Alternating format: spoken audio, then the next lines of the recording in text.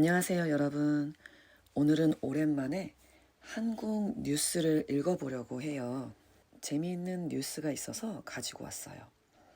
올리브영 광장마켓점 오픈이라는 제목이고요. 전체 뉴스는 이 사이트에서 들을 수 있으니까 관심이 있는 분들은 여기에서 들어보세요. 그럼 먼저 뉴스 앞부분을 짧게 들어보세요. CJ 올리브영이 국내 지방 관광지 곳곳에 지역 특색을 살린 매장들을 냈다는 소식을 전해드린 적이 있는데요. 네. 이번에는 서울의 대표 시장인 광장시장에 이런 매장을 열었다고요? 네, CJ 올리브영이 광장시장에 244평 규모의 광장 마켓점을 열었습니다. 그럼 뉴스 내용을 보기 전에 주요 어휘와 표현 문법을 살펴보려고 해요. 먼저 지역 특색입니다. 지역은 공간이나 도시, 땅 이런 걸 나누는 단위인데요. 예를 들면 서울 지역이 있고 서울에서도 강남 지역이 있을 것이고 강원 지역 여러 가지 도시나 공간이 있을 거예요. 그런데 그곳에 특색이 있어요. 특색은 거기만 가지고 있는 특별한 점들, 보통과 다른 특별한 점들을 말해요. 그럼 지역 특색은 뭘까요?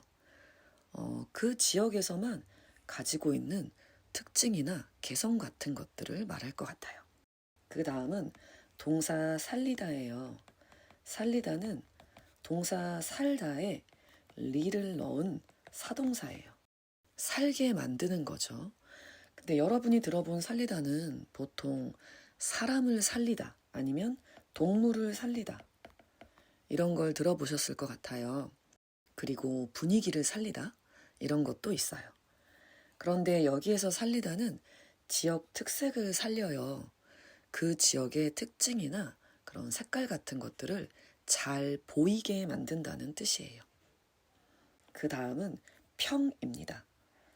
평은 이제 한국에서는 법적으로는 사용하지 못하게 되어 있는데 공간을 재는 단위예요.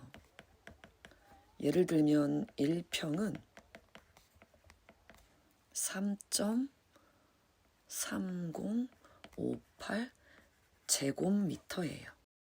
옛날부터 쓰던 단위인데 지금은 계약서 같은 걸 쓸 때는 쓰지 못하도록 되어 있지만 아직도 한국 사람들은 이 평이 익숙하기 때문에 평을 많이 써요.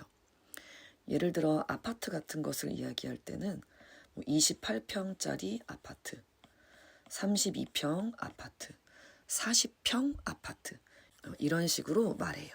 여기에서는 244평인가? 올리브영이 엄청 넓은 매장을 만들었다고 나왔어요. 그 다음 동사는 진열하다입니다. 영어로 디스플레이를 생각하면 좋을 것 같아요. 사람들에게 보여주기 위해서 이런 장 같은 데에 물건을 이렇게 놓는 것을 말해요. 사람들에게 보여주기 위해 물건을 놓다라고 생각하면 돼요. 그 다음 선보이다 있어요. 보여요 또는 보여줘요. 그런데 처음 보여줘요. 어떤 것을 만들거나 준비해서 처음 내놓고 보여주는 것을 선보인다고 말해요. 그 다음 마련하다 있어요. 마련하는 건 준비하다 하고 비슷해요. 그런데 그냥 준비하는 것도 괜찮지만 어떤 것을 잘 생각한 다음에 준비해 놓거나 장만해 놓거나 만들어 놓는 것을 말할 때 마련한다고 해요. 그 다음 마지막은 투입하다입니다. 예를 들면 사람이나 물자, 물건이나 재료 또는 자본, 돈이에요. 이것을 어떤 필요한 곳에 넣는 것을 말해요. 그런데 보통 캐주얼한 대화에선 잘 안 쓰고 사업적인 이야기, 회사, 정부에서 많이 사용해요. 어떤 사업에 막대한 자본을 투입했어요. 이렇게 말해요. 이번에는 문법이에요. 문법을 제가 3개 골라봤는데요. 여러분이 아는 문법도 있을 텐데 한번 짧게 들어보세요. 먼저 은만큼 또는 는만큼 또는 명사만큼인데요. 여러분이 아는 만큼은 이거 아닌가요? 일한 만큼 돈을 받아요. 친구들이 몇 명 와요? 오는 만큼 파티 음식을 준비하세요.